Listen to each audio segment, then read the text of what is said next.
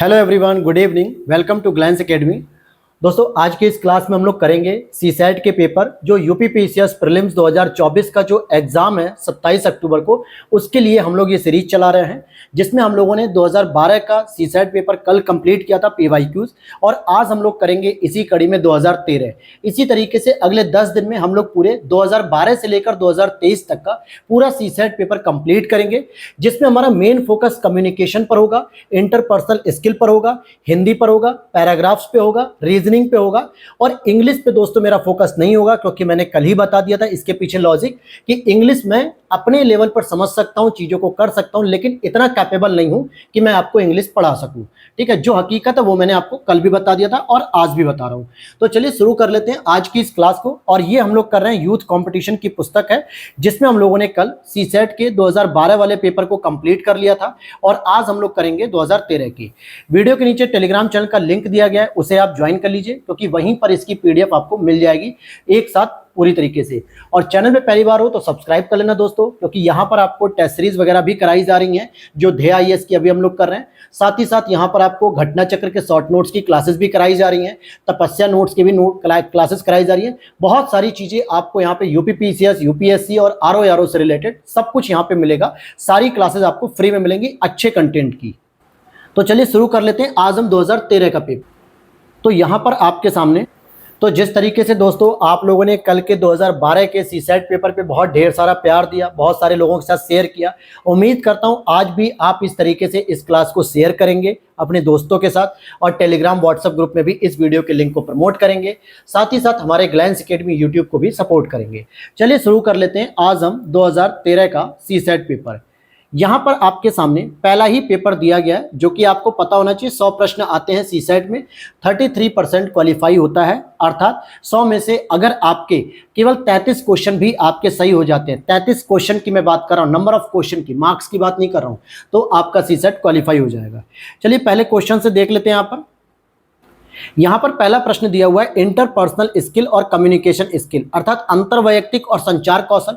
तो अगर कल आप लोगों ने मेरी क्लास की थी तो उसमें मैंने एक चीज बताई थी, जो वैयक्तिक संचार होता है, इंटरपर्सनल स्किल, इसमें दो तरीके के शब्द आते हैं दोस्तों। एक होता है इंटर, अर्थात जब आप किसी एक व्यक्ति के द्वारा या दूसरे व्यक्ति से या समूह से या बड़े समूह से बात की जाती है, चर्चा किया जाता है, संवाद किया जाता है, तो वहां पे हम इंटरपर्सनल वर्ड यूज करते हैं।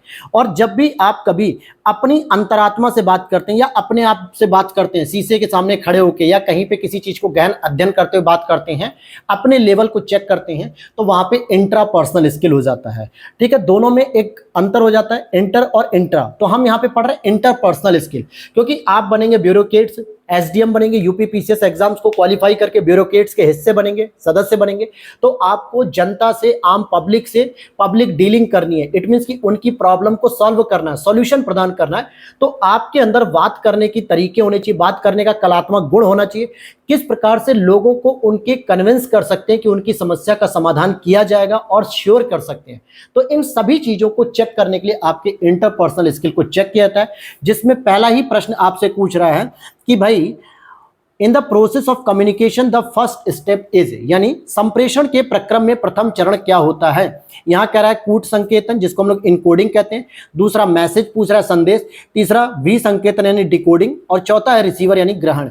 तो यहां के हिसाब से आप देखोगे, अगर इस पूरे स्टेप्स में देखें तो आपका सही उत्तर हो जाएगा इनकोडिंग, कूट संकेतन। ये प्रक्रम में पहला चरण होगा, लेकिन पूरे के पूरे कम्युनिकेशन स्टेप में ये पहला चरण नहीं होता। पहला चरण होता है सेंडर। कैसे होगा, चलो आ जाओ, मैं आपको डायग्राम बताता हूं, जो बार बार आपको प्रश्न आएगा तो आपको इजी हो जाएगा। अब यहाँ पर आपके सामने मैंने एक डायग्राम तैयार कर दिया है। इस डायग्राम को अगर आप देखेंगे तो ये पूरा कम्युनिकेशन का स्टेप होता है। सबसे पहले सेंडर होता है, फिर इनकोडिंग होता है, फिर मैसेजेस होते हैं, फिर चैनल होता है जिसको मीडियम कहते हैं, फिर डिकोडिंग होता है, फिर रिसीवर होता है, और उसमें एक फीडबैक होता है, और साथ में उसमें नॉइज भी होता है। अब जरा मैं इसको आपको समझाने का प्रयास करता हूँ, कैसे समझना आपको, ये चीज आपको देखनी है। देखिए, जब भी आप किसी के साथ कम्युनिकेट करते हो, जब भी किसी के साथ आप कोई मैसेज कन्वे करते हो, तो आप बनते हो सबसे पहले सेंडर। अब यहां प्रश्न में क्या दिया था, क्या इस प्रश्न में मुझे कहीं सेंडर दिया था? नहीं। लेकिन अगर फिर भी फर्स्ट स्टेप पूछा जा रहा है तो यूनिवर्सली अगर देखा जाए सही नियम के अनुसार, तो आपका फर्स्ट स्टेप हो जाता है सेंडर, जो मैसेज भेजने वाला होता है। और इस प्रोसेस में जो आपके ऑप्शन दिए हुए थे वहां पे सेंडर नहीं दिया गया था, इनकोडिंग दिया गया था। अब इसका तरीका आप सीख लो। सीधी सी बात अगर मैं कहूं आपसे, क्या तरीका कहना चाह रहा हूं मैं, यहां पे अगर देखोगे, देखो सबसे पहले एक व्यक्ति होता है जो किसी को मैसेज करता है, और मैसेज करने के लिए पहले वो अपने दिमाग में एक कैलकुलेट करता है कि मुझे क्या बात कहनी है या क्या बात लिखनी है। उसी को हम कह देंगे एक तरीके से इनक्रिप्टेड फॉर्म तैयार करता है, जिसको हम इनकोडिंग कहते हैं, और उसी इनकोडिंग को मैसेज के रूप में कन्वर्ट करता है। लेकिन उस मैसेज को अपने सामने वाले दोस्त या अपने सामने वाले व्यक्ति को कैसे पहुंचाएगा, जो रिसीवर होगा, उसको पहुंचाने के लिए किसी एक चैनल का प्रयोग करेगा, मीडियम का प्रयोग करेगा। अभी मैं एग्जांपल से ही बता दूंगा। फिर आपका जो रिसीवर व्यक्ति है वो आपके मैसेज को डिकोड करेगा, यानी समझने का प्रयास करेगा, और अगर उस रिसीवर ने आपके मैसेज को समझ लिया तो वो आपको फीडबैक देगा कि हाँ सर मैं समझ गया। अब आ जाते हैं एग्जांपल में। मान लेते हैं आपने अपने दोस्त को जो है कि मैसेज करना है कि मुझे 5,000 रुपए चाहिए, ठीक है, दैट्स क्लियर। आप एक सेंडर हो गए, आपने एक मैसेज को इनकोड किया कि मुझे अपने फ्रेंड से मंथली खर्चे के लिए, किसी इमरजेंसी के लिए 5,000 रुपए चाहिए। आपने मैसेज लिख दिया। चैनल आपने क्या प्रयोग किया, आप व्हाट्सएप मैसेज करोगे उसे, फेसबुक कर सकते हो, इंस्टाग्राम कर सकते हो, यूट्यूब कर सकते हो, मेल आईडी कर सकते हो, टेलीग्राम कर सकते हो, ट्विटर कर सकते हो। बहुत सारे आपके मैसेज करने के तरीके हो सकते हैं। या फिर आप ऑफलाइन जो है कि चिट्ठी भेज सकते हो, लेटर भेज सकते हो, या कॉल कर सकते हो। अलग अलग तरीके से आपने मीडियम्स का प्रयोग कर लिया। अब सामने वाले व्यक्ति जो आपका फ्रेंड है वो पहले आपके मैसेज को पढ़ के डिकोड करेगा कि आप कहना चाह रहे हो कि भाई मुझे 5,000 रुपए चाहिए, और बाय डिफॉल्ट उसने कुछ और समझ लिया तो दिक्कत हो जाएगी ना। तो इसका मतलब हो गया कम्युनिकेशन सही से नहीं हुआ है। अगर आपके फ्रेंड ने आपके बताए हुए मैसेज को डिकोड कर लिया कि भाई मेरे फ्रेंड ने मैसेज किया है कि मुझे 5,000 रुपए चाहिए, कुछ इमरजेंसी आ गई है, इसका मतलब है रिसीवर आपकी बातों को डिकोड कर चुका है, और फिर उसने बदले में क्या किया, आपको फीडबैक दिया।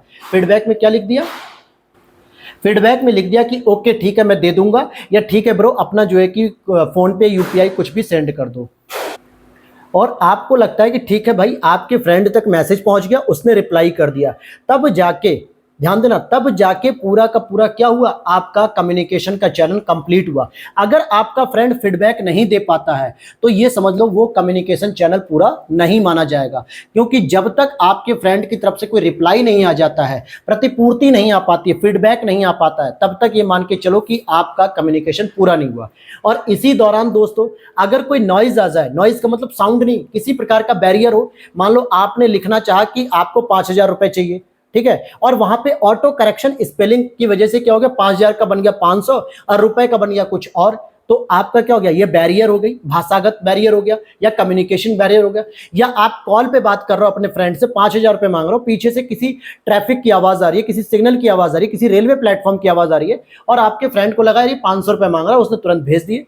अर्थात कम्युनिकेशन में बैरियर्स भी बहुत तरीके के होते हैं। या आप किसी फ्रेंड से कोई बात कर रहे हो और हो सकता है वो व्यक्ति पूर्वाग्रह से ग्रसित हो, वो महिलाओं के प्रति नकारात्मक दृष्टि रखता हो, हे दृष्टि रखता हो, आपने बहुत अच्छी बात बताई लेकिन वो आपकी बातों को नहीं समझ पाया, इट मीन्स कि उसका जो पूर्वाग्रह है ये उसमें बाधा पैदा करेगा। यही तो कल मैंने एक प्रश्न में बताया था आपको 2012 की सीसेट में, तो उसका पूर्वाग्रह भी क्या करेगा, एक बाधा पहुंचाएगा जो उसकी रिसीवर्स की होती है। तो ये पूरा चैनल होता है। तो यहां पर आपने समझ लिया इस पहले प्रश्न का उत्तर। उम्मीद करता हूं चीजें समझ में आ गई होंगी। देखिए मेरे तरीका यही है समझाने के, भले एक क्वेश्चन पे 2 मिनट 4 मिनट लगे, लेकिन कम्युनिकेशन जो आपको पढ़ना है कि आगे सीसेट में इस तरीके के प्रश्न गलत नहीं होने चाहिए, वो आपको समझाना ही मेरा अंतिम उद्देश्य है। वीडियो आपको बोरिंग लग रही है तो वीडियो आप स्किप करके जा सकते हो। तरीका यही रहेगा पूरे लास्ट तक, किस तरीके से हम 1 घंटे में अपने अगले 100 क्वेश्चन को सॉल्व करेंगे, डील करेंगे। चलो दूसरे क्वेश्चन को देख लेते हैं, ज्यादा लंबा नहीं। अगला प्रश्न है, निम्नलिखित संप्रेषण के पक्षों में से बेमेल पद को ज्ञात करो, यानी कि जो ऑड पद है या जो सबसे अलग पद है। जैसे अगर आप देखोगे एक्सेस यानी पहुंच हो गया, प्रायोरिटी ऑफ टॉपिक्स विषयों की प्राथमिकता हो गई, इंटरप्शन यानी बाधाएं हो गई, और मीनिंग ऑफ बिहेवियर यानी व्यवहार का अर्थ। अब यहां पर आप देखोगे तो अभी मैंने जो कम्युनिकेशन का पूरा स्टेप बताया उसमें कौन सा ऐसा पद लग रहा है जो अनयूजुअल है, यानी कि जो यूजफुल नहीं है। आप देखो एक्सेस की बात करें, यानी रिसीवर तक अगर हमारा मैसेज पहुंचेगा तभी तो हम कहेंगे ना कि हाँ भाई एक्सेस हो गया उसके पास। हमने अपने मैसेज में विषय की प्राथमिकता रख दी कि मुझे 5,000 रुपए चाहिए, मुझे कॉपी किताब मोटरसाइकिल नहीं चाहिए, मुझे 5,000 रुपए चाहिए, प्राथमिकता हो गई।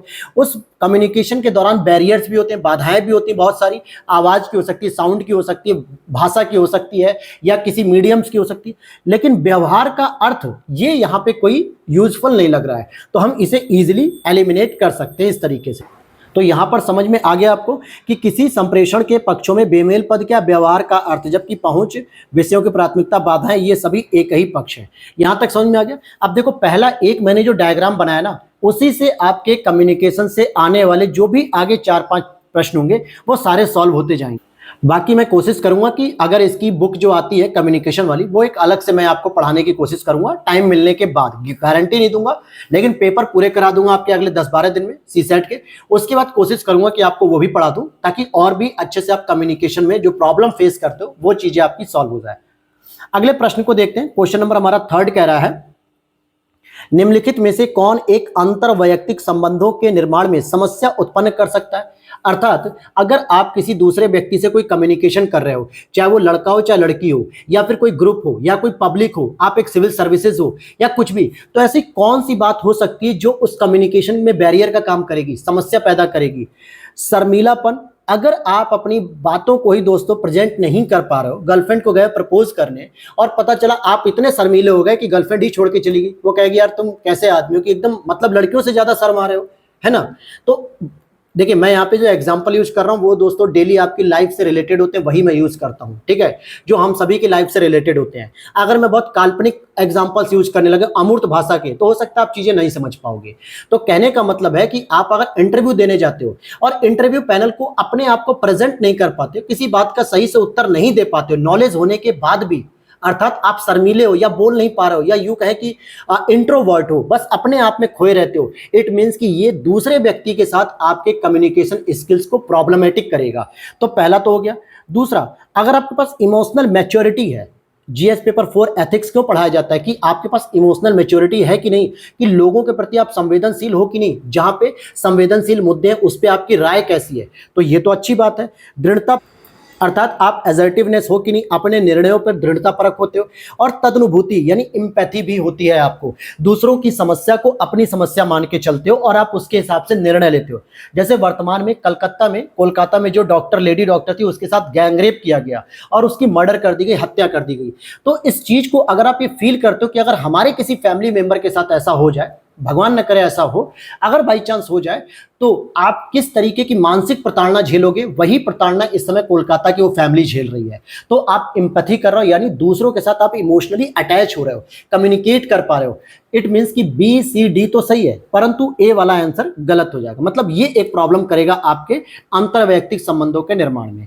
समझ में आ गई बात। देखिए यहां पे व्याख्या पे फोकस मत करना, मैं जो भी बताऊंगा, जो मेरे को नॉलेज है, जो मेरा एक्सपीरियंस है, मैं उसी आधार पे बताऊंगा, आसान भाषा में करके समझाने का प्रयास करूंगा। व्याख्या के पीछे मत पड़ना कि सर व्याख्या क्यों नहीं पढ़ रहे हो। व्याख्या में उतना नहीं लिखा जितना मैं आपको बता रहा हूं। अल्टीमेटली टारगेट क्या है, समझने का। अगला प्रश्न है, किसी संगठन में संप्रेषण जो प्रकारों और स्तरों से परे जाता है वह क्या होता है। मान लो कोई ऑर्गेनाइजेशन है, उसमें अगर कोई कम्युनिकेशन हो रहा है लेकिन वो आपके फंक्शन और लेवल से अलग जाके हो रहा है, तो इसे आप क्या कहोगे, इसे आप डायगोनल कम्युनिकेशन कहोगे। क्यों कह रहा हूं मैं ऐसा, देखो जो आपका अपवर्ड कम्युनिकेशन होता है, ऊर्ध्वगामी कम्युनिकेशन होता है, सामान्यतः आप देखोगे नीचे का कर्मचारी जो होता है, जो नीचे का कर्मचारी होता है वो अपना जो सुपीरियर अधिकारी होता है उसको रिपोर्टिंग करता है, उससे ऊपर जो ऊपर और सुपीरियर रिपोर्टिंग करते हैं, और उसके ऊपर जो अधिकारी होते हैं वो उन्हें रिपोर्टिंग करते हैं। ये हो गया आपका ऊर्ध्वगामी संप्रेषण। वहीं अगर आप बात करोगे डाउनवर्ड, अधोगामी, इसमें ठीक वैसी होता है कि डिस्ट्रिक्ट मजिस्ट्रेट ने एक आदेश दिया, उसको फिर नीचे के अधिकारियों ने पालन किया, उसने फिर नीचे के और छोटे छोटे अधिकारियों को दिया, फिर नीचे क्लर्क तक आया, ऐसे करके डाउनवर्ड कम्युनिकेशन हो रहा है। परंतु आप देखोगे जो डायगोनल कम्युनिकेशन होता है कुछ इस तरीके से, यहां पर आपके फंक्शन और लेवल से बिल्कुल अलग हो जाता है, क्योंकि यहां पे जो हायरार्की होती है उसका पालन नहीं हो पाता है। तो इसीलिए इसका उत्तर हो जाएगा आपका सी। चलिए इसकी अगर व्याख्या कुछ अच्छी दी होगी तो समझते हैं। जैसे लिखा है, विकर्ण संप्रेषण किसी संगठन के विभिन्न स्तरों पर कार्यरत प्रबंधकों और श्रमिकों के बीच संप्रेषण कहा जाता है। यानी जो अलग अलग लेवल पे जो मैनेजर होते हैं, जो लेबर्स होते हैं, उनके बीच ये स्टैब्लिश होता है। यह अवधारणा नवीन प्रकार के संगठनात्मक ढांचों जैसे कि मैट्रिक्स और परियोजना आधारित संगठनों में प्रयुक्त की जाने लगी, जो प्रोजेक्ट से रिलेटेड ही केवल काम करते हैं उन पे। अगला प्रश्न आपका है, अंतरवैयक्तिक संप्रेषण के निम्नलिखित प्रतिमानों में से किसमें समानता संबंध संपोषित होता है, परंतु प्रत्येक व्यक्ति के पास भिन्न क्षेत्रों पर पदाधिकार भी होता है। अब जरा पहली बात, प्रश्नों को समझना बहुत जरूरी है मेरे दोस्त। अगर प्रश्न नहीं समझोगे तो बहुत बड़ी दिक्कत आएगी। क्या कह रहा है, प्रश्न कह रहा है कि आप अंतरवैयक्तिक संप्रेषण यानी इंटरपर्सनल कम्युनिकेशन कर रहे हैं, उसमें समानता संबंध संपोषित भी होता है, अर्थात क्या कहलाता है, equality relationship is mentioned, but प्रत्येक व्यक्ति के पास भिन्न क्षेत्रों पर भी एक अथॉरिटी होती है। अर्थात आप जो है कि जिनके साथ भी काम कर रहे हो, एक इक्वल लेवल पे काम कर रहे हो, लेकिन फिर भी आपके पास एक अलग अलग अथॉरिटीज हैं जो अपने क्षेत्र की स्वतंत्र होती हैं। तो इसमें कौन सा प्रतिमान शामिल होगा, तो इसमें हो जाएगा आपका द बैलेंस स्प्लिट पैटर्न यानी संतुलित विभाजन प्रतिमान। अर्थात हर एक व्यक्ति को संतुलित भी किया गया एक दूसरे से, साथ ही साथ उसको विभाजित भी किया गया अलग अलग अधिकार देते हुए कि आप अपने क्षेत्र में, अधिकार क्षेत्र में कोई भी काम करो, लेकिन अपनी जो पीयर ग्रुप्स हैं जिनके साथ आप काम कर रहे हो उनके साथ आपको संतुलित होकर समानता का व्यवहार देना है। अब यहां पे आप असंतुलित विभाजन तो कर ही नहीं सकते, क्योंकि भाई पहले ही उसने कह दिया ना कि समानता संबंध है, तो इस तरीके से एलिमिनेट करो। आप मोनोपोली नहीं कर सकते, क्योंकि समानता का मतलब हो गया जो पावर आपको मिली है वही आपके कॉलीग को भी मिली है, वही आपके पीयर्स को भी मिली हुई है, तो यहां पे मोनोपोली भी नहीं हो सकती, इसे भी हटा दो। दूसरा बच गया समानता प्रतिमान। अगर मैं समानता की बात करूं एग्जाम्पल के तौर पर कि समान कार्य के लिए समान वेतन, चाहे अगर कोई एक लेडीज टीचर है या कोई एक जेंट्स टीचर है, मेल टीचर है, दोनों को सैलरी उतनी ही मिलनी चाहिए अगर दोनों एक साथ नौकरी कर रहे हैं। लेकिन यहां पे दोनों के अधिकार क्षेत्र अलग अलग तो नहीं हुए। अब पता चले कि फीमेल ने भाई प्रेगनेंसी के दौरान क्या कहते हैं सीसीएल ले ली, चाइल्ड केयर लीव ले ली, या जो है कि मेडिकल लीव ले ली। अब पुरुष ये थोड़े कहेगा कि नहीं मुझे भी सीसीएल लेनी है, मुझे भी प्रेगनेंसी के दौरान छुट्टी लेनी है, भाई वो उसका नेचुरल प्रोसेस नहीं है।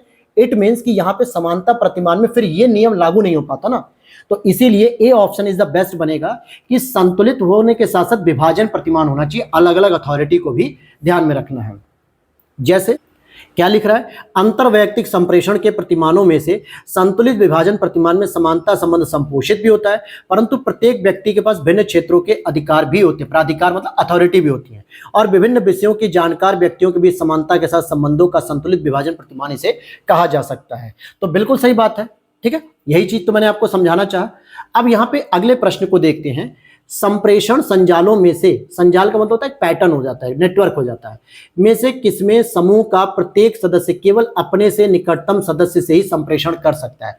अब मान लो आप किसी रैली में बैठे हुए हो, दोस्तों ध्यान से समझो, मोदी जी की रैली चल रही है, आप कुर्सी लगा के बैठे हुए हो, सारे लोग कम से कम 1000 लोग हैं, लेकिन आपके पास केवल अपने पड़ोस की 2 कुर्सियों पे बैठे हुए लोगों से कम्युनिकेट करने की पावर है, क्योंकि आप बैठे हो यहाँ पे, एक आपके बगल में जो व्यक्ति बैठा होगा कुर्सी पे आप उससे बात कर सकते हो, एक आपके यहां बैठा होगा जो उससे बात कर सकते हो, या एक आपके यहां बैठा होगा पीछे साइड में, या फिर एक आपके आगे।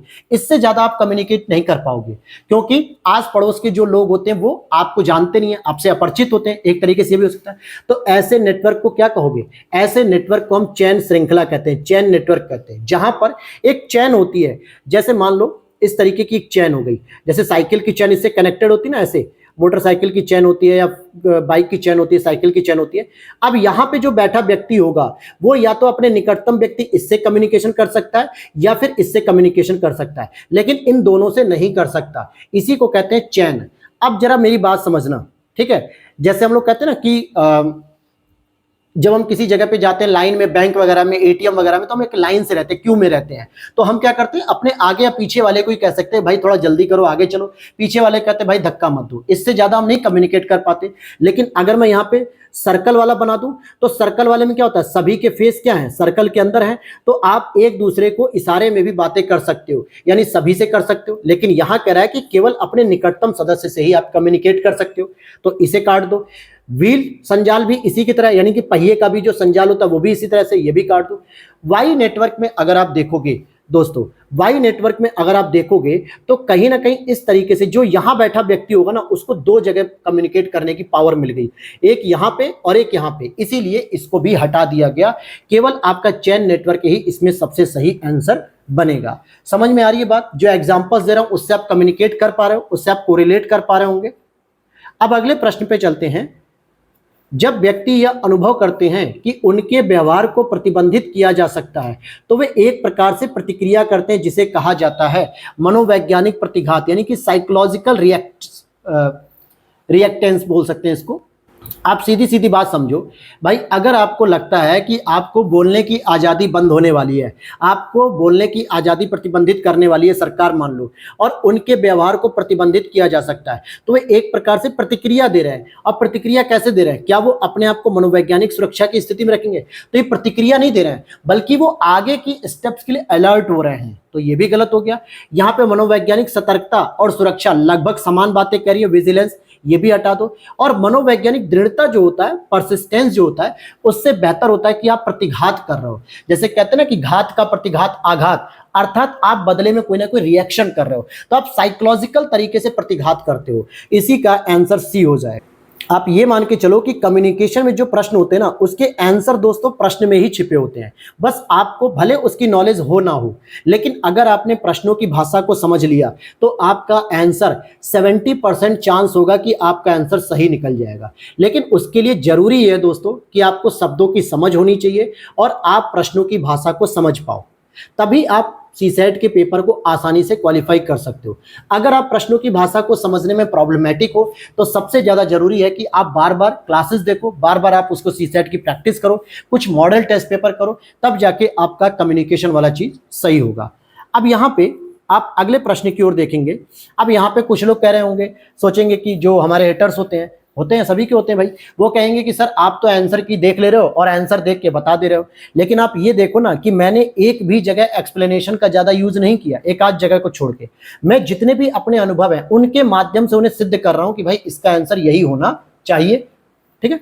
अब यहाँ पे अगला प्रश्न है, वरिष्ठ और कनिष्ठ संबंध में वैयक्तिक या गैर वैयक्तिक सूचना का प्रकटन कहलाता है। आप देखो कि सीनियर और जूनियर होते हैं ना, आप किसी डिपार्टमेंट में अगर जाओ, या आपकी फैमिली में कोई डिपार्टमेंट में काम कर रहा हो, या आप खुद ही काम कर रहे हो, गवर्नमेंट एम्प्लॉय हो या प्राइवेट एम्प्लॉय हो, तो वहां पे सीनियर और जूनियर में एक संबंध होता है जो वैयक्तिक भी हो सकता है और गैर वैयक्तिक भी हो सकता है। यानी इंडिविजुअली आप उससे कनेक्ट हो, आप उसे जानते हो या फिर नहीं भी जानते हो। तो ऐसे में अगर आप सूचना को जो है कि प्रकट करते हो या डिस्क्लोज कर देते हो, आप डिस्क्लोजर जिसे हम कहते हैं, तो इसे कहा जाता है अनौपचारिकता। क्या कहते हैं? इनफॉर्मेलिटी। भाई सीधी बात है, जैसे अगर आपका वरिष्ठ अधिकारी या कनिष्ठ अधिकारी कहीं ना कहीं बहुत ज्यादा आपका अच्छा मित्र है, तो कई बार ऐसा होता है कि हम वैयक्तिक तौर पे, पर्सनल लेवल पे या नॉन पर्सनल लेवल पे कुछ सूचनाएं उसको बता देते हैं। लेकिन वो सूचनाएं बताने का तरीका क्या होता है? मौखिक होता है। और अनौपचारिक का मतलब भी क्या होता है? मौखिक बताना।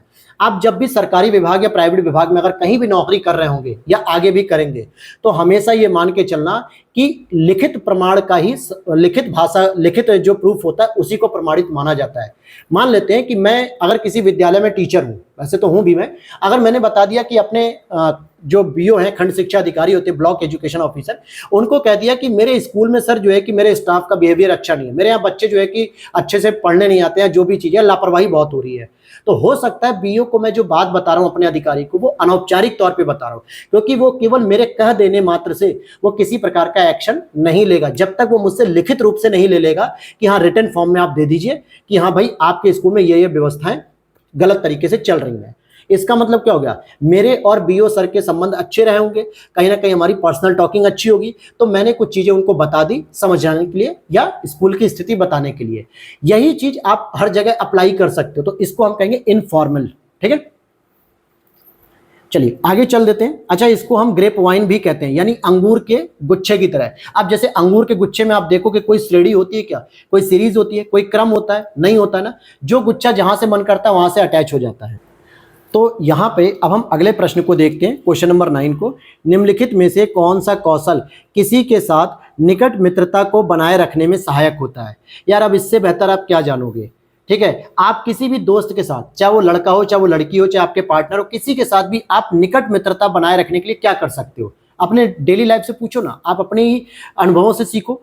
क्या कर सकते हो? क्या उनसे बार बार चीजें उधार लोगे? अगर आप बार बार चीजें उधार लोगे तो जाहिर सी बात है अगला आदमी क्या सोचेगा? आपको स्वार्थी सोचेगा कि यार ये सेल्फिश हो, तुम्हारा काम पड़ता तुम उधार लेने आ जाते हो, इसलिए जो है कि बहुत मीठी मीठी बातें बोलते हो मुझसे, और जब मुझे जरूरत होती तुम गायब हो जाते हो, है ना। तो पहला स्टेटमेंट तो भाई गलत हो गया, इस तरीके से आप हटा दो।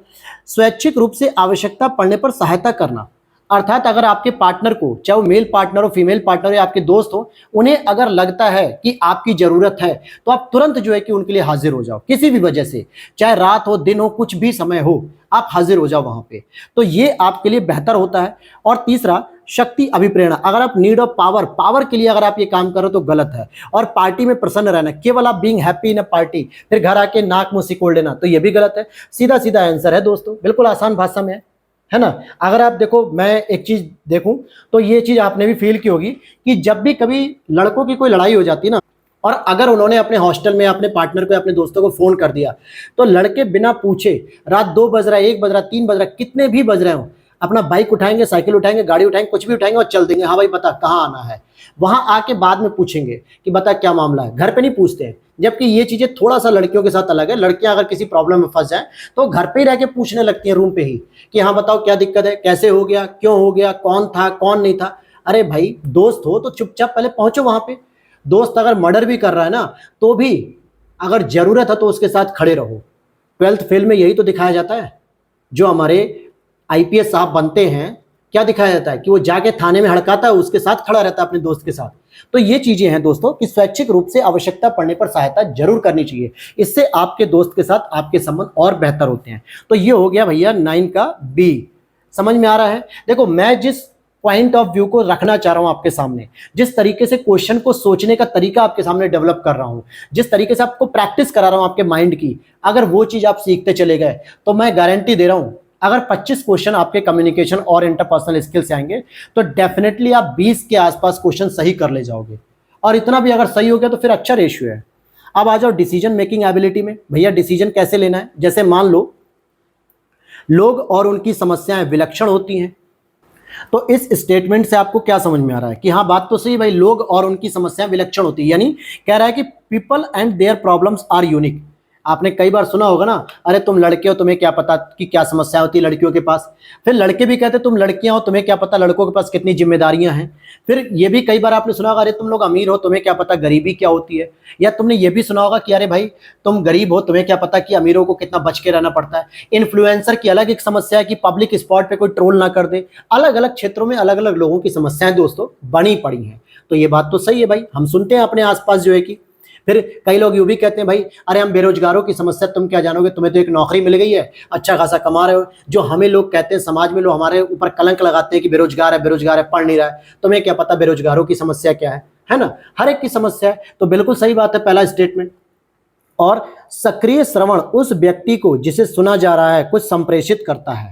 दूसरा कह रहा है कि सक्रिय श्रवण यानी कि अगर आप एक्टिव लिसनिंग कर रहे हो तो जिस व्यक्ति को आप सुन रहे हो ना उसे कुछ संप्रेषित कर रहे हो। क्या कर रहे हो? उसे आप कुछ फीडबैक दे रहे हो कि हाँ भाई जो तुम बात बता रहे हो वो बहुत ही सही बता रहे हो। जैसे अभी आप देखोगे कि हमारे वृंदावन के एक प्रसिद्ध महाराज हैं जिनका नाम है प्रेमानंद महाराज जी, जिनके पास बड़े से बड़े लोग जाते हैं, छोटे से छोटे लोग भी जाते हैं और उनके सत्संग को इतना मन लगा के सुनते हैं कि प्रेमानंद जी महाराज को भी लगता है कि हाँ भाई लोगों को मेरी बात समझ में आ रही है और लोग उसका पालन भी करेंगे। तो ये भी बात सही। या आप भी किसी से बात करते हो तो यहां पे आप देखोगे कि दोनों बातें सही हैं और दोनों एक दूसरे की व्याख्या भी कर रहे हैं। अब यहां पे अगले प्रश्न को देखेंगे। देखिए मैं जो भी आंसर आपको बता रहा हूं ना, कोई ऐसे तरीके से नहीं बता रहा हूं कि हाँ एकदम रट के बैठा दिया मैंने आपको या व्याख्या देख के बस रट दिया, बिल्कुल नहीं। ऐसे तमाम यूट्यूब चैनल हैं जिसपे सीसेट के पेपर को ऐसे लाइन टू लाइन पढ़ के बस समझाए बिना बस आंसर को रटाते जा रहे हैं। अरे भाई कोई इतिहास भूगोल पॉलिटी थोड़े पढ़ा रहे हो जो फैक्ट एकदम रटा रहे हो, आप तो कम्युनिकेशन पढ़ा रहे हो। कम से कम उस बच्चे को, एस्पिरेंट को जो आपकी वीडियोस देख रहा है उसे समझाइए तो सही कि कैसे आपने उसका आंसर निकाल दिया या आयोग ने उस आंसर को क्यों सही माना। तब तो वो बच्चा अपने आप को एसिमुलेट कर पाएगा उस तरीके से कि अगर ये ऐसा प्रश्न आएगा तो मुझे क्या करना चाहिए। तो चलिए क्वेश्चन पे आते हैं। प्राप्त किए गए संदेश में कोई विचलनशीलता जिसका पूर्व कथन स्रोत पर नहीं किया गया था गुणारोपित की जाती है, इसको हम क्या कहेंगे? अगर आप देखो अब यहां पे ये कह रहा है कि आपने कोई संदेश को प्राप्त किया लेकिन उस संदेश में कुछ कहीं ना कहीं एनोनिमिटी दिख रही है, एनोनिमिटी या यूं कहें कि वेरिएबिलिटी दिख रही है या उसमें कुछ विचलन दिख रहा है। मतलब कहते हैं ना कि यार आपने जो मैसेज भेजा उसमें कुछ प्रॉब्लम हमें महसूस हो रही है जिसका पूर्व कथन स्रोत पर नहीं किया जा सकता। तो ये गुण आरोपित क्या होता है? ये कोलाहल में आता है, बैरियर्स में आता है। मैंने यही चीज तो बताई थी अभी आपको। क्या बताया था? यही बताया था। जो इंग्लिश में देखोगे, अगर आप हिंदी में देखोगे तो अवरोध लिख के चले जाओगे, इंग्लिश में देखो नॉइज लिखा हुआ है, कोलाहल। मैंने आपको अभी पहले ही प्रश्न में बताया था कि कम्युनिकेशन के दौरान अगर आपके मैसेज को रिसीवर नहीं समझ पा रहा है या उसने कुछ गलत इंटरप्रिटेट कर लिया, डिकोड गलत कर लिया, मैसेज का अर्थ गलत निकाल लिया, इट मीन्स कि उसमें कोई ना कोई बैरियर्स आ गया, कोई ना कोई समस्या आ गई, कोई ना कोई नॉइज आ गई, बाधाएं आ गई, जिसकी वजह से मैसेज का अर्थ अनर्थ में बदल गया। ठीक है, अर्थ अनर्थ में बदल गया। ठीक है, अब यहां पे इसीलिए बी ऑप्शन यहां पे सही हो जाएगा। यहां लिखा हुआ है कि संदेश या सूचना में कोलाहल या शोर के कारण विचलनशीलता का गुण आता है, और यह विचलनशीलता किसी कथन स्रोत पे नहीं है कि जो व्यक्ति कह रहा था वो गलत नहीं कहा। वही चीज कि मैंने 5,000 रुपए मांगे तो मैंने कुछ गलत स्टेटमेंट नहीं लिखा था, वो मीडियम का ऐसा प्रॉब्लम था कि जो ऑटो करेक्ट हो गया स्पेलिंग, या मैं फोन कॉल पे अपनी बात तो सही बता रहा था कि मुझे 5,000 रुपए चाहिए, लेकिन पीछे से ट्रैफिक का नॉइज ऐसा था कि जो मेरे स्टेटमेंट को गलत आगे जाके इंटरप्रिटेट कर दिया। तो ये चीजें इस पर डिपेंड करती हैं। अगला प्रश्न यहाँ पे टाइप्स ऑफ कम्युनिकेशन है और उनके वेरिएबल्स के बारे में बात करेंगे। जैसे अगर आप देखो कि संचार के प्रकार, अगर आप वर्बल करते हो, रिटन करते हो, सिंबल्स करते हो या फिजिकल गेस्चर करते हो, तो इसमें क्या क्या चीजें आपको देखने को मिलेंगी। जैसे अगर मान लेते हैं कि अगर आप वर्बल तरीके से, शाब्दिक तरीके से आप क्या करते हो, शाब्दिक यानी कि शब्द के माध्यम से बोल के अगर आप किसी प्रकार का कम्युनिकेशन करते हो, तो कहीं ना कहीं आपकी लैंग्वेज फ्लुएंसी चेक की जाती है। देखते हो कैसे इंग्लिश बोलने वाले बच्चे इंग्लिश फर्राटेदार बोलते हैं और हिंदी मीडियम वाले ढेर हो जाते हैं, वो तुरंत डिमोरलाइज हो जाते हैं कि भैया इसके पास तो यार गजब की नॉलेज है, ये होता है ना। तो ये उसकी लैंग्वेज की फ्लुएंसी हो गई। या आप भी हिंदी बहुत अच्छी बोलोगे तो आप पे भी लोग प्रसन्न होंगे। दूसरा, अगर आप लिख के रिटन फॉर्म में कोई कम्युनिकेशन करते हो तो उसको सामान्यतः क्या कहा जाएगा, उसको संज्ञानात्मक कहा जाएगा, अर्थात कॉग्निटिव। आपके पास जो नॉलेज है आपने उसे लिख के प्रेजेंट कर दिया। अगर मैं मेंस आंसर राइटिंग का एग्जांपल दूं तो आप अपने एग्जामिनर को कैसे कम्युनिकेट कर रहे हो, आपके पास जो भी कॉग्निटिव यानी जो भी नॉलेज है आपके पास, आपने उसे रिटन पेपर में लिख के दे दिया कि सर मेरी ये रही मेंस आंसर राइटिंग की कॉपी, आप मेरी बातों से अगर सहमत हो गए होंगे, समझ गए होंगे मेरे मैसेज को, तो आप अच्छे नंबर देके मुझे टॉप करा देना। इट मीन्स आपके पास कॉग्निटिव यानी संज्ञानात्मक ज्यादा है, नॉलेज ज्यादा है। वहीं अगर हम सिंबल्स की बात करते हैं, अगर सिंबल्स का प्रयोग किया जाता है तो ये सोशल कल्चर फैक्टर्स में काम आता है। जैसे क्या कहते हैं कि आप जो है कि लड़कियों की तरह हंसते हो यार, क्या लड़कियों की तरह रोते हो यार, मर्द को कभी दर्द नहीं होता क्या, तुमने लड़कियों की तरह जो है कि स्कर्ट वाली जींस पहननी शुरू कर दी। ये सिंबल्स हैं दोस्तों। ये क्या कर रहे हैं, कहीं ना कहीं लड़की को ऑब्जेक्टिफाई कर रहे हैं या फिर पुरुष को ऑब्जेक्टिफाई कर रहे हैं। कई बार लड़कियों से कहा जाता है ना कि अरे तुम क्या करोगे कुश्ती दंगल अखाड़ा करके लड़कों की तरह मजबूत शरीर बना के, तुम्हारे शरीर में कोमलता होनी चाहिए। तो ये पूर्वाग्रह है, ये प्रेजुडिस है, लेकिन कहीं ना कहीं सिंबल्स की तो बातें हो रही हैं, ये सिंबल्स की बात हो रही। अब जैसे कई बार ऐसा देखा होगा कि कुछ लड़कियों के मूंछ या दाढ़ी कुछ थोड़ी घनी आ जाती है, तो कहते हैं भाई कि ये तो लड़कों के सिंबल है यार, तुम्हारे अंदर ये मूंछें वगैरह क्यों आने लगी। तो वो अपना जो है कि तमाम ब्यूटी पार्लर में जाके उसको क्लीन अप कराती है, जैसे भी कराएं।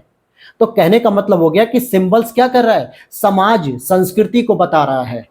क्लियर। और वहीं अगर आप फिजिकल गेस्चर की बात करोगे मेरे भाई, तो ये आपकी इंप्लाइड मीनिंग को बताता है, यानी कि इंप्लाइड मतलब अंतर्निहित अर्थ।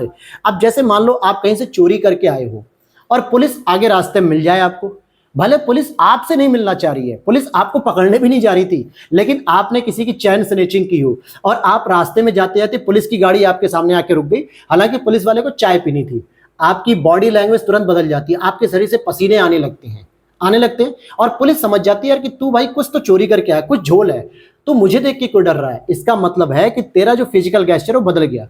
जैसे कई बार होता है स्कूलों में, आप देखोगे छोटे बच्चों को देखो, अगर वो अपना काम करके नहीं आए होते हैं, दिन भर खेलते कूदते रहते हैं, जैसे ही टीचर ने पूछ लिया कि किस किस बच्चे ने अपना होमवर्क कंप्लीट नहीं किया है, जिस बच्चे ने होमवर्क कंप्लीट नहीं किया होता उसके चेहरे पे 12 बज जाते हैं, वो तुरंत अपने पसीना आता, रोने लगता है कि मेरा तो काम ही नहीं हुआ है, अब तो मैं पिटूंगा। तो ये जो बॉडी गेस्चर है ना, ये आपके अंतर्निहित जो भावनाएं होती है उसको प्रेजेंट कर रहा होता है। आप अगर घर में झूठ बोल रहे हो, आपने घर में पैसे की चोरी की या कोई भी चोरी की, आपके माता पिता तुरंत आपको देख के पहचान लेंगे कि भाई आज तेरी बॉडी लैंग्वेज कुछ अच्छी नहीं लग रही है, आज तूने कोई तो कांड किया है, जल्दी से बता दे कौन सा कांड किया है। ठीक है। मैं बचपन में करता था दोस्तों, कभी कभी एक आध बार मैंने चोरी की थी 5-6 रुपए की, पहले बचपन में, तो सन 2002 के आसपास की बात होगी। और मेरी मम्मी ने पूछा अचानक और मेरे पसीने छूट गए, यानी मैं बोल ही नहीं पा रहा था, मेरी जुबान लड़खड़ाने लगी कि हाँ मैंने कोई चोरी किया है। मम्मी ने तुरंत पकड़ लिया, क्योंकि माँ तो माँ होती है, ठीक है, वो सब कुछ जानती है। तो उसके बाद फिर मैंने चोरी छोड़ दी हालांकि। तो कहने का मतलब है कि मेरी बॉडी लैंग्वेज ही बता रही थी कि मैंने क्या काम किया है। समझ आ गया। अब चलते हैं अगले प्रश्न को, क्वेश्चन नंबर 13 को देखते हैं। हमारे बहुत से निर्णय परिस्थिति के अप्रासंगिक पक्षों यानी वह सुनिश्चित ढंग से जिसमें कोई मुद्दा प्रस्तुत किया जाता है से प्रभावित होते हैं, यह गोचर कहलाता है क्या। जैसे हम बहुत सारे निर्णय जो लेते हैं, हमारी जो निर्णय होते हैं वो परिस्थिति के अप्रासंगिक पक्षों से संबंधित होते हैं। कहने का मतलब है कि अगर मैं कोई डिसीजन लेना चाहूंगा तो हो सकता है कि मेरी जो परिस्थिति होगी, जो इस समय जिस मुद्दे पे मैं डिसीजन ले रहा हूं उसके लिए वो अप्रासंगिक है, लेकिन फिर भी मेरे अंदर कहीं ना कहीं वो चीज आके दिखने लगेगी, तो उसे हम कहते हैं फ्रेमिंग, यानी गढ़ने के रूप में उसको कहा जाता है। क्या कहते हैं? गढ़ने के रूप में। चलिए अगले प्रश्न को देख लेते हैं यहाँ पे। अब यहाँ पे देखो क्या कह रहा है, एक प्रश्न दे दिया गया डिटेल से। XYZ कंपनी के प्रबंध निर्देशक श्री बसु ने 5 व्यक्तियों असित, वरुण, चंद्रा, डैनी, इशिता से नई परियोजना में उनकी अभिरुचि के संबंध में पूछा। उन्हें उत्तर मिला, तो उत्तर जो भी मिले हों, जैसे मान लो असित ने कहा कि हम में से किसी की रुचि नहीं है इस प्रोजेक्ट में, वरुण ने कहा हम में से 1 की रुचि है, चंद्रा ने कहा हम में से 2 की रुचि है, डैनी ने कहा हम में से 3 की रुचि है, और इशिता ने कहा हम में से 4 की रुचि है। तो अपने अनुभव के आधार पर श्री बसु जानते हैं कि जिनकी रुचि है केवल वही सत्य बोलते हैं और अन्य झूठ बोलते हैं। नई परियोजनाओं में कितने की रुचि थी? तो केवल 1 की रुचि थी, केवल 1 की रुचि थी, क्योंकि कोटा पूर्ति करने के लिए होता है ना भाई, यार मैं काम तो करना नहीं चाहता लेकिन अपने HR को रिपोर्ट करना होता है ना, अपने बॉस को जो है कि जवाब देना होता है, तो चल यार उसकी हाँ में हाँ मिला देते हैं, लेकिन उसका इंटरेस्ट नहीं है। लेकिन किसी एक बंदे का इंटरेस्ट जरूर होता है और वहीं से इसकी शुरुआत हो जाती है। जब एक व्यक्ति सहमति दे रहा होगा तभी तो बाकी सहमति दे रहे होंगे, लेकिन वो मजबूरी में दे रहे होंगे। तो यहां पे जो सही आंसर हो सकता है वो 1 आ सकता है। अब यहां पे देखिए, आपको एक केस स्टडी की तरफ प्रश्न दिया गया कि आपने अपनी कॉलोनी की टूटी फूटी सड़कों की मरम्मत के लिए राज्य सिविल कार्य विभाग से अनुरोध किया है। इन सड़कों की अभी तक मरम्मत नहीं की गई है। आपके द्वारा दायर किए गए RTI आवेदन पत्र के उत्तर में अधिकारी के रिकॉर्डों में दिखाया गया है कि मरम्मत तो की गई है और इसके लिए ठेकेदार को भुगतान भी कर दिया गया है। आपने अधिशासी अभियंता से मिलने का प्रयास किया जो इंजीनियर होते हैं, किंतु वह किसी न किसी बहाने आपसे मिलने से कतराता है और इस बीच ठेकेदार ने आपसे संपर्क कर लिया। ठीक है, ठेकेदार ने आपसे संपर्क किया और आपको धमकी दी कि यदि आपने आगे कोई कार्रवाई की तो इसके भयंकर परिणाम होंगे। उसने आश्वासन दिया कि यदि आप खामोश रहे तो आपके घर के आसपास और उससे जुड़ी सड़क की मरम्मत कर दी जाएगी। यानी ये तो वही बात हो गई कि भाई मेरे घर के सामने अगर सड़क बन गई तो मैं खुश, बाकी लोग परेशान। अरे मेरे भाई, गाड़ी आप लेकर निकलोगे तो क्या अपने घर के अंदर और रोड के बाहर ही रहोगे? एक लंबी दूरी तय तो करोगे। जैसी आपकी गाड़ी अपने घर से दूसरे घर के आगे जाएगी, वहां रोड नहीं बनी होगी तो कहीं ना कहीं गड्ढे में गिरोगे। तो इसका मतलब रोड तो पूरी बननी चाहिए। अब ऐसे में आप क्या कार्रवाई करोगे? आप ध्यान से समझना, आप एक ब्यूरोक्रेट्स होकर सोचोगे, आप एक नौकरशाही के हिस्से होकर सोचोगे। और नौकरशाही में GS पेपर 4 हमें एथिक्स ये समझाता है कि किसी भी तरह से अपने मुद्दों को प्राथमिकता नहीं देना है, यानी अपने परिवार को प्राथमिकता नहीं देना है। साथ ही साथ किसी भी हाल में भ्रष्टाचार को बढ़ावा नहीं देना है, चाहे कितनी भी धमकी मिल जाए।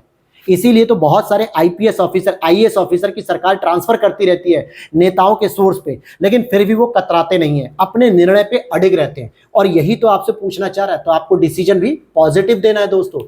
ऐसी स्थिति में क्या पॉजिटिव दोगे? पढ़ लेते हैं जरा। धमकी की परवाह न करते हुए अधिशासी अभियंता और ठेकेदार के विरुद्ध लिखित शिकायत करेंगे।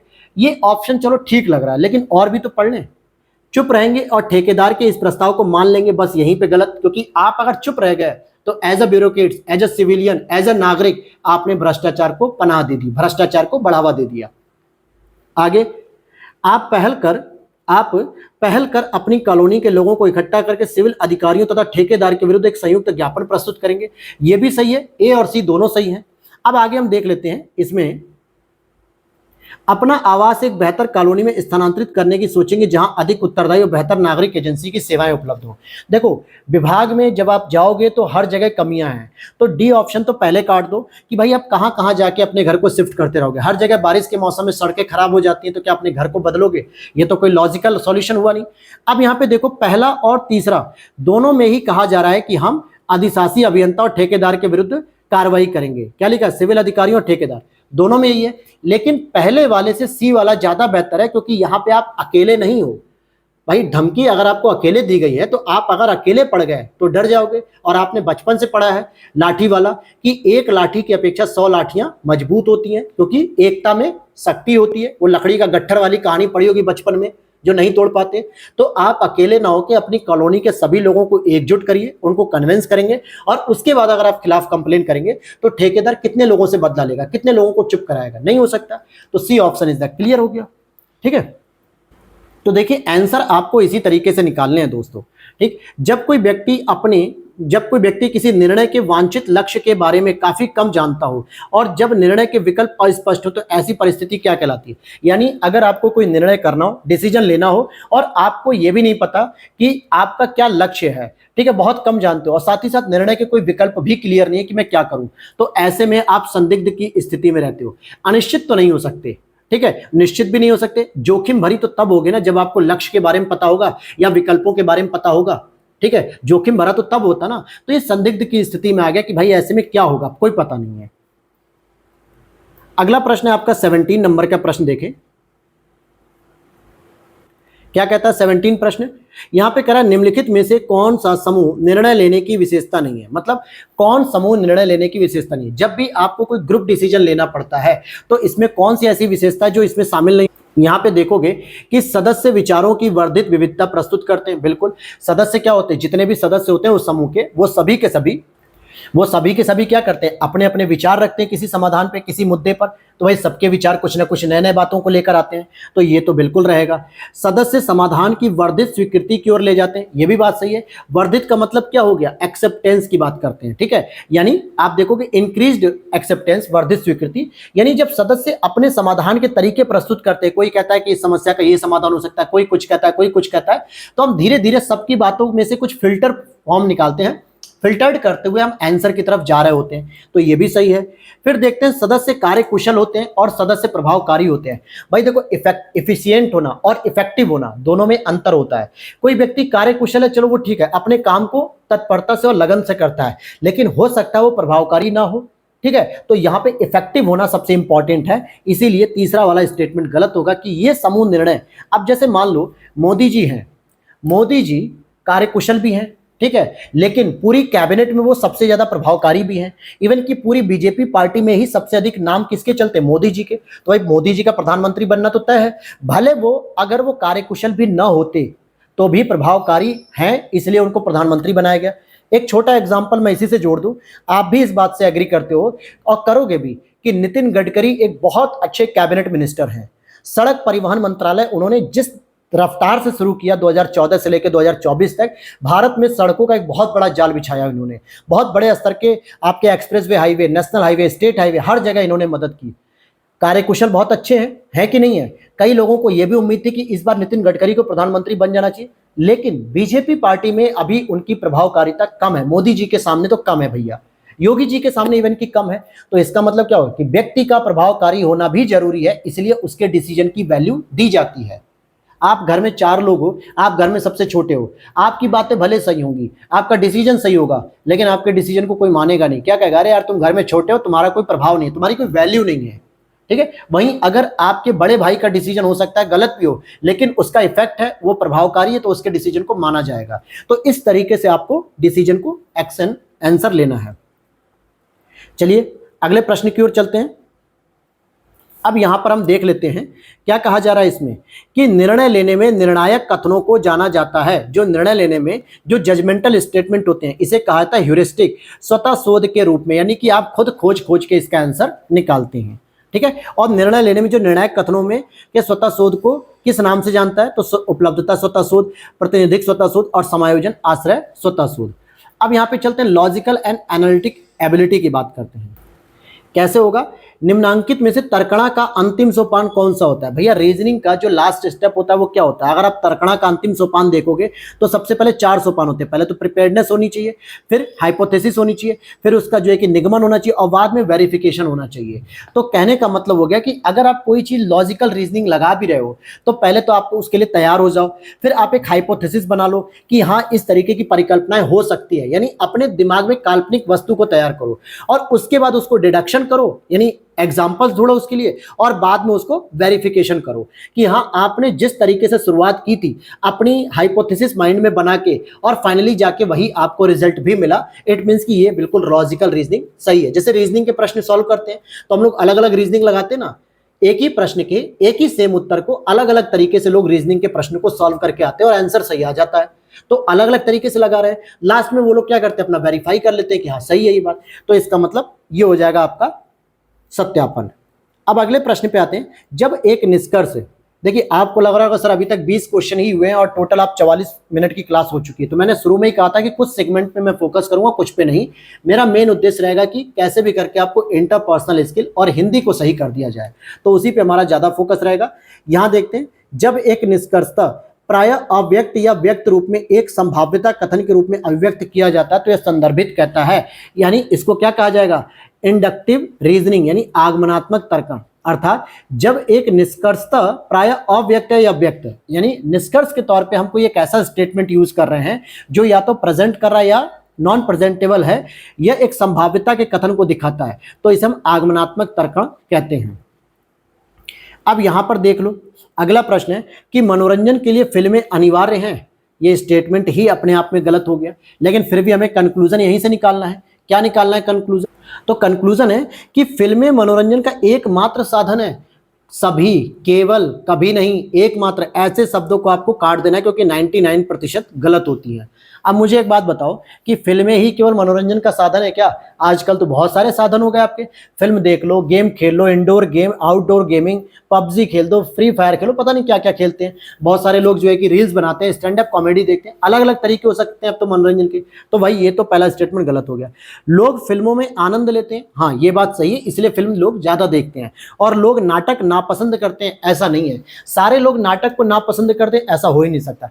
कुछ लोगों को हो सकता है नाटक में पसंद ना आए, लेकिन कुछ लोग तो ऐसे होंगे जिनको नाटक पसंद आएगा।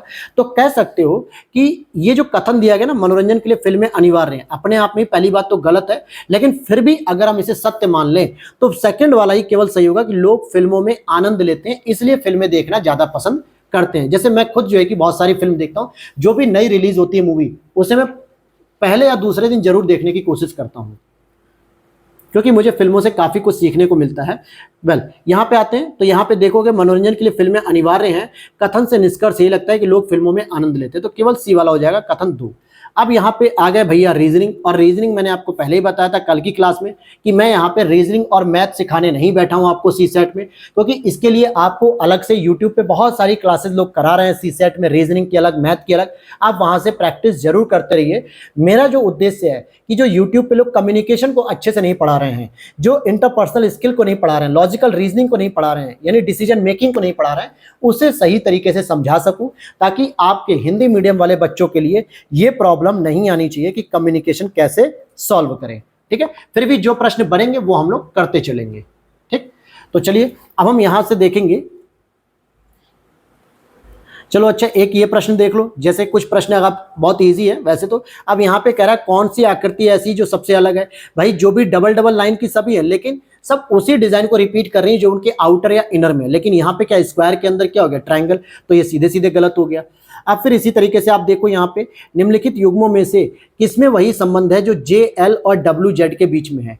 तो भाई जे और एल पे अगर आप आओगे, जे से एल पे, जे की वैल्यू कितनी होती है, 10 होती है, एल की वैल्यू कितनी होती है, 12 होती है। अल्फाबेटिकल तैयार किया कि नहीं, तो 2 का अंतर आ गया। और डब्ल्यू जेड की अगर मैं बात करूं तो डब्ल्यू की वैल्यू कितनी होती है, अगर आप देखोगे तो डब्ल्यू की वैल्यू होती है दोस्तों 23, और जेड की वैल्यू कितनी होती है 26। तो इतना तो आपको लगातार याद रहना चाहिए, प्रैक्टिस करते रहो रीजनिंग की, तभी आप सॉल्यूशन कर पाओगे। केवल कम्युनिकेशन से नहीं होगा, हिंदी से नहीं होगा, सबसे होगा, लेकिन कम्युनिकेशन और हिंदी में आपकी स्ट्रॉन्ग करा दूंगा। 23 से 26 पे जा रहा है तो +3, अर्थात हमने देखा जे से एल के बीच में 2 की इंक्रीमेंट है, डब्ल्यू से जेड के बीच में 3 की इंक्रीमेंट है। तो ऐसे कौन सा रिलेशन है, अगर आप देखोगे ए और सी, यानी ए की वैल्यू 1, सी की वैल्यू 3, ठीक है, तो इसकी वैल्यू 1, तो क्या हो गया, 2 का अंतर आ गया, ये तो सही हो गया। आर यू को देख लेते हैं, तो आर यू अगर हम इसको देखते हैं तो यहां पे आर की वैल्यू होती है दोस्तों 18 और यू की वैल्यू होती है 21, अर्थात 3 का इंक्रीमेंट है। तो ये बिल्कुल सही है, ए वाला ऑप्शन सही हो गया। अब यहां पे कह रहा है निम्नलिखित में से कौन समीचीन क्रम है। अब देखो समीचीन क्रम का मतलब क्या होता है कि जो सही मामले में, यानी कि एक प्रॉपर ऑर्डर में रखा होता है। अब आपको भी पता होना चाहिए कि अगर आपसे कहा जा रहा है, कोई भी एक स्टेटमेंट ले लेते हैं, सुनना, सोचना, विश्वास करना, कार्य करना, कौन सा हो सकता है। अगर हम देखें, पहले विश्वास करोगे या सुनोगे या सोचोगे, तो ये तो उल्टा हो गया।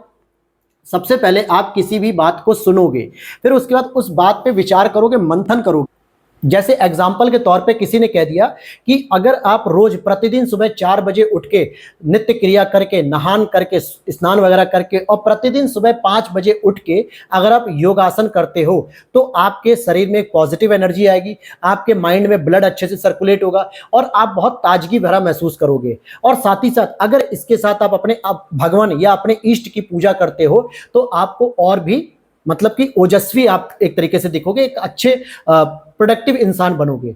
तो आपने सुन तो लिया, फिर आपने सोचना शुरू किया कि यार बंदे ने बात तो सही कही थी या महाराज जी ने बात तो सही बताई है, तो क्यों ना इस पे एक बार विश्वास करके इस पे काम करना शुरू किया जाए।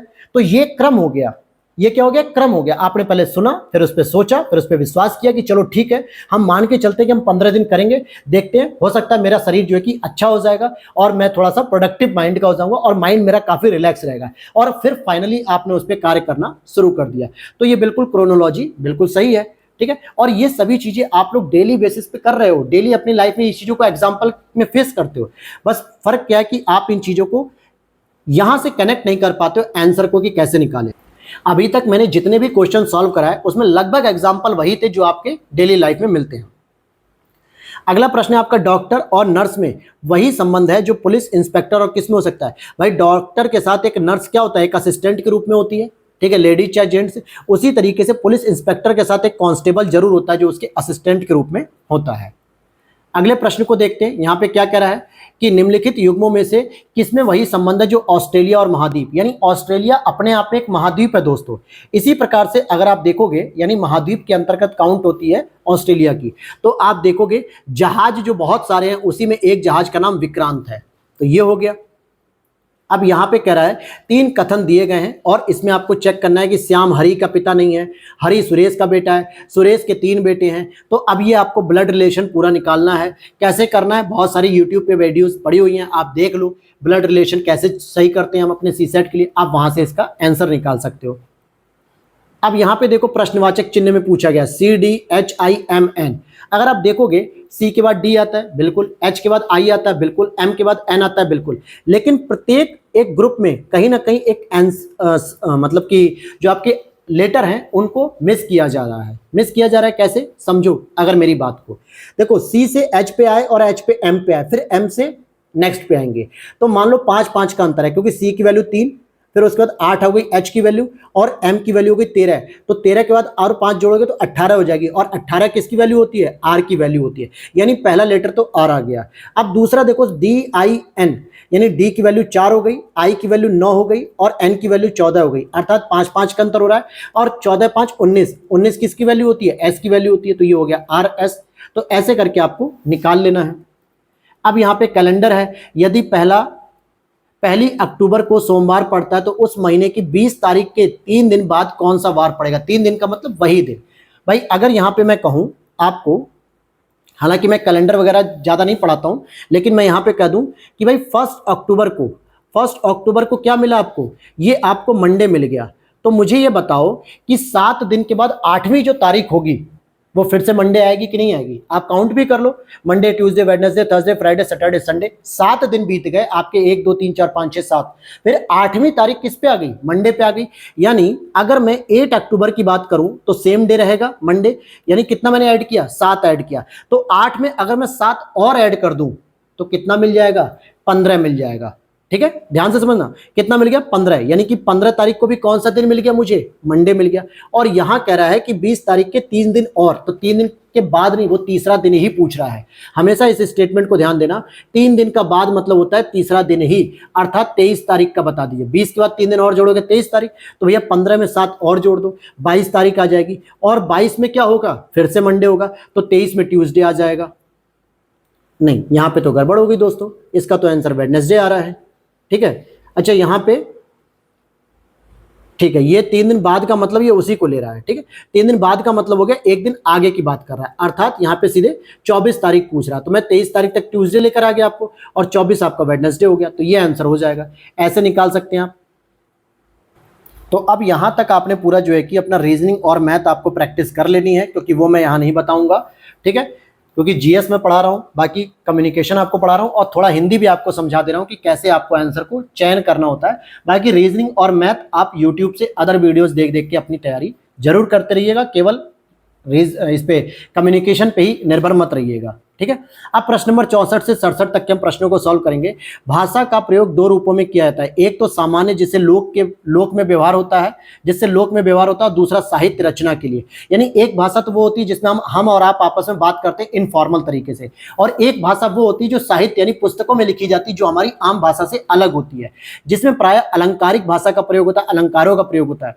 साहित्यिक रचना के लिए प्रयुक्त भाषा लोक भाषा का कार्य करते हुए भी उससे भिन्न होती है, क्योंकि इसमें कवि की कल्पना भी काम करती है, उसमें परिमार्जित रूप में प्रस्तुत करती है, अर्थात कि उसे फिल्टर रूप में।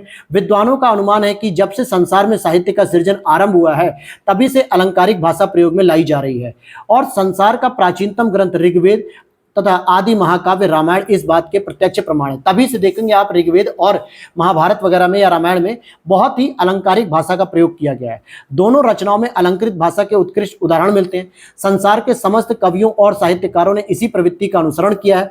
वस्तुतः अलंकृत भाषा के अभाव में काव्य नहीं कहलाता है। अगर आप अलंकृत भाषा का प्रयोग नहीं कर रहे हो, कहीं ना कहीं एक तुलनात्मक भाषा का प्रयोग नहीं कर रहे, तो आपका वो काव्य नहीं कहलाएगा। इसी बात का समर्थन करते हुए कहा भी गया है कि अलंकार विहीन कविता विधवा के समान होती है। जैसे पति के विहीन पत्नी क्या होती है, विधवा हो जाती है। वैसे ही जब तक अलंकार नहीं होगा तब तक वो कविता नहीं कहलाएगी। आचार्य भामह का भी कथन है कि जिस प्रकार किसी रमणी की सुंदरता अलंकारों के बिना पूर्ण नहीं होती है, उसी प्रकार साहित्य भी आभूषणों के बिना शोभा नहीं पाता है। और ऐसे में आचार्य दंडी ने अलंकारों को काव्य का शोभा विधायक धर्म माना है। आचार्य मम्मट और विश्वनाथ ने भी काव्य में अलंकार की महत्ता स्वीकार करते हुए क्रमशः उन्हें सौंदर्य के उपकारक और शब्दार्थ के शोभातिशायी धर्म कहा है। अब यहां से आपको समझ में आ गया कि कहीं ना कहीं ये भाषा के ऊपर बात कर रहे हैं और भाषा को, साहित्य को अलंकारों से सुसज्जित करने की बात कर रहे हैं। प्रश्न क्या पूछा गया कि लोक व्यवहार की भाषा होती है कैसी, तो मैंने अभी आपको बताया कि बोलचाल की जो सामान्य भाषा होती है, जो हम और आप बोलते हैं, उसी को हम लोक भाषा कहते हैं। ठीक है। अगले प्रश्न को देखो व्याख्या पढ़ने की जरूरत नहीं है। ठीक है, जो मैंने बताया वो आपने समझ लिया। आगे देखते हैं। संसार के अधिकांश कवियों ने जिस भाषा विषयक प्रवृत्ति का अनुकरण किया, वह प्रवृत्ति कौन सी है? भाई अलंकृत भाषा का प्रयोग किया सबसे अधिक, यही सीधे सीधे आंसर भी दिया हुआ था, यही तो आंसर दे रहा है आपको।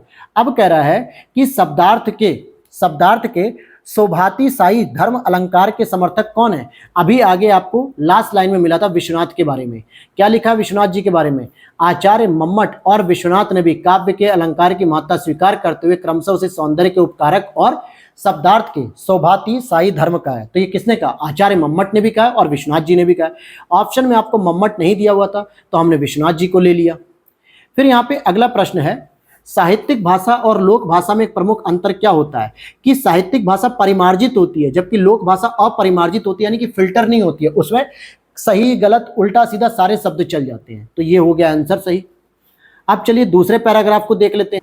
दूसरा पैराग्राफ क्या कह रहा है आपका, ध्यान से पढ़ना है कि आज तीसरी दुनिया के विकासशील देशों में देश के आधुनिकीकरण और विकास में रुचि रखने वाले व्यक्तियों के लिए भूमंडलीकरण एक मोहक शब्द हो गया है। बिल्कुल, अमेरिका तथा उसकी बिरादरी के एकाधिकारवादी बड़े पूंजीवादी देशों ने गरीबी से संघर्ष कर रहे विकासशील देशों के त्वरित विकास के लिए इसे एक कारगर और प्रभावी उपाय के रूप में प्रचारित किया है। विकास के प्रश्न को केवल अर्थशास्त्र की दृष्टि से देखने वाले इन बड़े राष्ट्रों का मानना है कि सकल राष्ट्रीय उत्पाद और राष्ट्रीय आय की वृद्धि में भी इसकी भूमिका चमत्कारिक है। यानी जीडीपी और नेशनल इनकम बढ़ाने के लिए ग्लोबलाइजेशन एक बहुत ही महत्वपूर्ण चीज है। इस अर्थ में भूमंडलीकरण आज विश्व में विकास का नया और आकर्षक नारा बन चुका है। खुद हमारे भारत ने भी 1991 में क्या किया था? भूमंडलीकरण, प्राइवेटाइजेशन, ग्लोबलाइजेशन, लिबरलाइजेशन को अपनाया था, जिसके बाद भारत खुद मानता है कि हम विकास के पथ पे अग्रसर हो पाए हैं। आर्थिक विकास के संदर्भ में भूमंडलीकरण का अर्थ है किसी देश की अर्थव्यवस्था को अन्य देशों की अर्थव्यवस्था से संबद्ध कर उसे विश्वव्यापी बनाना। इसके लिए सभी वस्तुओं के आयात की खुली छूट होना, सीमा शुल्क में कमी होना, विदेशी पूंजी के मुक्त प्रवाह की अनुमति होना, सेवा क्षेत्र विशेषकर बैंकिंग, बीमा तथा जहाजरानी क्षेत्रों में विदेशी पूंजी निवेश आदि उदार अर्थनीतियों को अपनाना ही कहलाता है। आर्थिक उदारीकरण भूमंडलीकरण की आधारभूत शर्त है जिसके बिना देश की अर्थव्यवस्था को विश्वव्यापी आयाम नहीं दिया जा सकता है। उदारीकरण का अर्थ है देश के उद्योग, व्यापार, लघु उद्योग, निर्यात की उपेक्षा कर देश में विदेशी उद्योग व व्यापार स्थापित करने एवं आयात को बढ़ावा देने की उदारता बरतना है। तो ये सारी चीजें इसमें कही जा रही हैं। तो सीधा सीधा अगर हम आंसर की बात करें, भूमंडलीकरण से आप क्या समझते हो कि विदेशी उद्योग धंधों को प्रोत्साहन देना, यानी अपने यहाँ जो एफडीआई को हम लोग इंक्रीज करते हैं, ये इकोनॉमिक्स का टॉपिक है। आराम से आप इसका आंसर निकाल पाओगे। फिर यहाँ पे कह रहा है भूमंडलीकरण में क्या होता है, तो बड़े देशों द्वारा छोटे देशों का शोषण करने की भावना निहित होती है, और ये बात सच है, ये बात सच है दोस्तों। अलादीन का चिराग का अर्थ क्या है, जरा यही बता दो। अच्छा, इसका अलादीन का चिराग, ये स्टेटमेंट इसमें यूज हुआ है क्या? ये स्टेटमेंट तो दोस्तों इसमें यूज हुआ नहीं है, लेकिन अलादीन का चिराग का अर्थ होता है कि सर्वाधिक उपयुक्त विकल्प कहा जा रहा है, अर्थात सर्वाधिक उपयुक्त विकल्प है। विश्व के बड़े पूंजीवादी राष्ट्रों ने भूमंडलीकरण को विकासशील देशों के लिए एक अद्भुत वरदान माना है। अच्छा, अद्भुत वरदान से इन्होंने अलादीन का चिराग अर्थ निकाल दिया।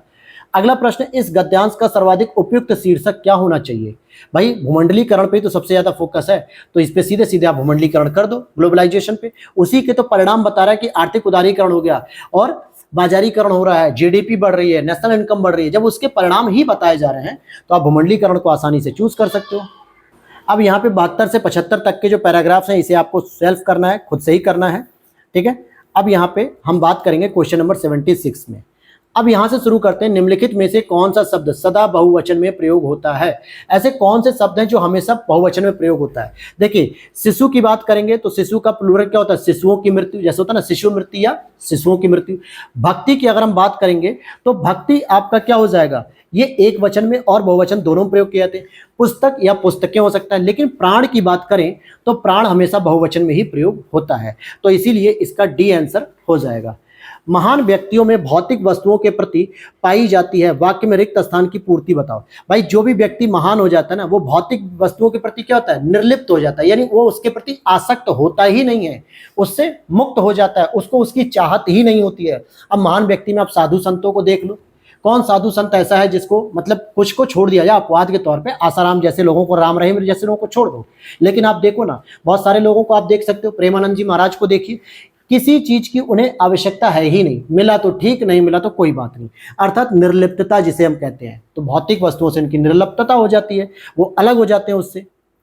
आगे दिया है, खर शब्द का निम्नलिखित में से एक अर्थ नहीं है। देखिए, खर का अर्थ होता है गधा भी होता है, तिनका भी होता है, जैसे हम लोग कहते हैं खर पतवार यानी घास फूस, तिनका हो गया, और एक राक्षस भी। लेकिन बाण, जो बाण होता है वो इसका अर्थ नहीं होता, क्योंकि बाण के जो अर्थ होते हैं तीर, तोमर, विसिक, सर्क, ईर्षु और सायक, ये सभी जो है कि बाण के अर्थ होते हैं। कवि का स्त्रीलिंग क्या होता है? कवित्री होता है, सबको पता है, लेकिन मात्रा को लेके गलती करते हैं। इसलिए ध्यान देना कि यहाँ जो कवि है ना, इस व की मात्रा हट जाती है, जबकि हर जगह देखो कवित्री कवित्री कवित्री, और आप इसी में कंफ्यूज होते हो। सही हो जाएगा इसका कवयित्री, क्योंकि जब इसको स्त्रीलिंग बनाया जाता है तो इसके व की जो ई की मात्रा वो हट जाती है।